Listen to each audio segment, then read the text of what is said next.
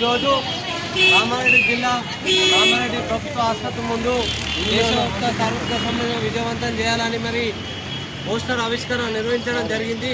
ఈ సందర్భంగా మరి 4 లేబర్ కోడ్లను వెంటనే రద్దు చేయాలని చెప్పి మరి ఇప్పుడు అడుగుతా ఉన్నాము కేంద్ర ప్రభుత్వానికి। ఒక దిక్కు కాంట్రాక్ట్ అవుట్సోర్సింగ్ విధానాన్ని కొనసాగిస్తూ మరో ప్రక్క పని భారానికి కనీస వేతనం ఇవ్వాలని చెప్పి కేంద్ర ప్రభుత్వాన్ని అడుగుతా ఉన్నా కూడా కొట్టినట్టు కూడా వ్యవహరిస్తలేని పరిస్థితి కనబడతా ఉన్నది। మరి మేము మెడికల్ ఎంప్లాయీస్ వర్కర్స్ యూనియన్ కార్మికులుగా మరి అడుగుతా ఉన్నాం, సమాన పనికి సమాన వేతనం కావాలా, సుప్రీంకోర్టు జియో ప్రకారం కనీస వేతనాలు ఇవ్వాలా, అదేవిధంగా 18వ జియో ప్రకారం కనీస వేతనాలు ఇవ్వాలా।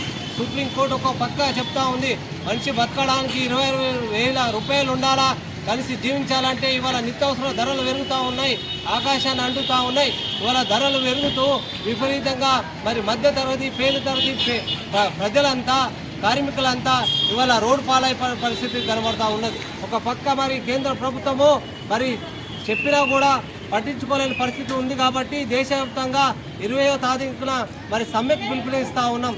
దానిలో సమ్మెలో భాగంగా మరి ప్రభుత్వ ఆసుపత్రిలో పనిచేస్తున్న కార్మికులంతా కూడా నల్ల బ్యాడ్జీని ధరించి నిరసన కార్యక్రమం నిర్వహిస్తామని చెప్పి ఈ సందర్భంగా తెలియజేస్తా ఉన్నాం।